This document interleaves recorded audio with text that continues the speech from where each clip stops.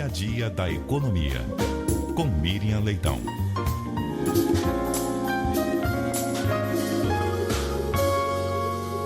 Bom dia para você, Miriam.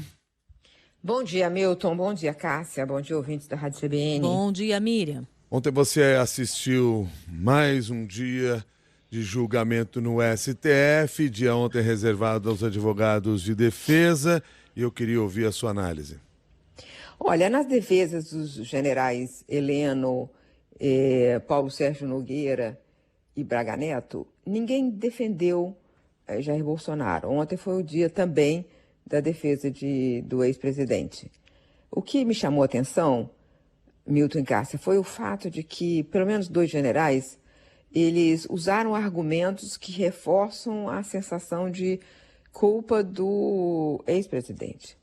Porque o general Heleno não negou que tenha havido o que houve, mas disse o seguinte: ele, na verdade, foi afastado pelos amigos de Bolsonaro. Quando ele mais se aproximava do Centrão, mais se afastava dele. Então, a defesa foi...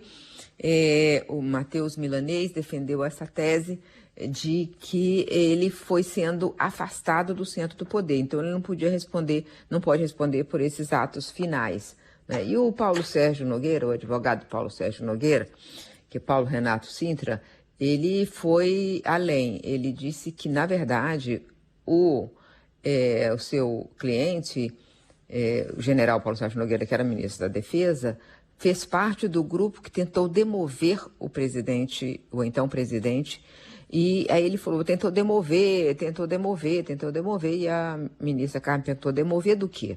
Aí ele falou, demover de medidas de exceção. E então, quer dizer, ele confirma a acusação de que o Bolsonaro pensava em medidas de exceção. Já o advogado do próprio Jair Bolsonaro, ele também não negou os fatos, só disse que ele não pode ser responsabilizado pelo punhal verde e amarelo, pelo 8 de janeiro, pela Operação Luneta, Operação Copa 2022. Ele falou que ele não é responsável, não há documento que o ligue a esses fatos, né? Defendeu a tese improvável de que ele conduziu uma transição pacífica, quando, na verdade, todo mundo viu o que aconteceu. E a gente não pode esquecer.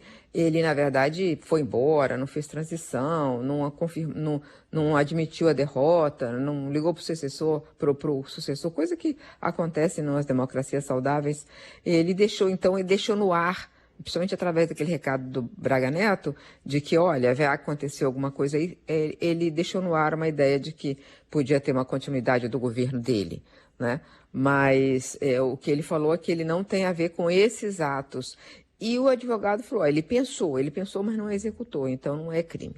É isso que foi a linha de defesa, e o Braga Neto principalmente tentou desmontar a delação do Mauro Cid. O balanço geral de tudo isso essa é a ponta. Ninguém nega que houve o crime de tentativa de golpe de Estado. Todos os advogados tentaram afastar o seu cliente da cena do crime.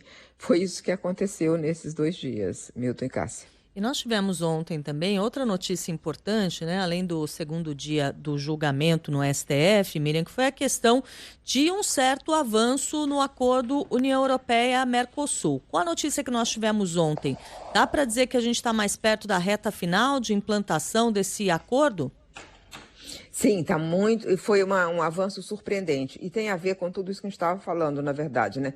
Porque ontem também os empresários que foram a Washington conversar naquele processo no escritório comercial da Casa Branca ouviram do subsecretário de Estado que esse processo contra o Brasil, tarifaço, é político. Que o Brasil tinha que fazer concessões na área política. Então, ou seja, o nó com os Estados Unidos não vai se desfazer tão cedo. Então, é importante para o Brasil, para o Mercosul como um todo, reforçar suas relações com a Europa. E a Europa também, atingida pelo tarifaço do Trump, fez um movimento no sentido do acordo.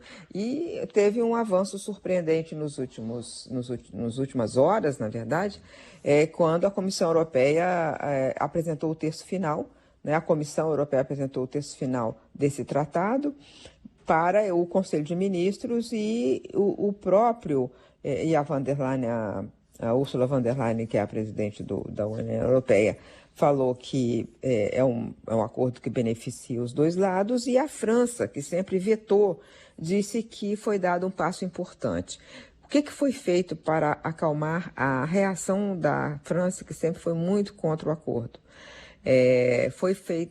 Foram colocadas salvaguardas para o comércio de produtos agrícolas. Ou seja, se crescer muito a venda de produtos agrícolas para a Europa, eles podem usar medidas restritivas ao comércio específico de produtos agrícolas. E assim, aparentemente, vai se conseguir que 15 dos 27 países, pelo menos, né, essa é a maioria que é exigida, qualificada, aprovem isso e depois passe pelos legislativos nacionais do Mercosul, né, pelo Congresso. Mas realmente foi dado um passo importante por causa exatamente desse momento em que os Estados Unidos estão se fechando diante do mundo.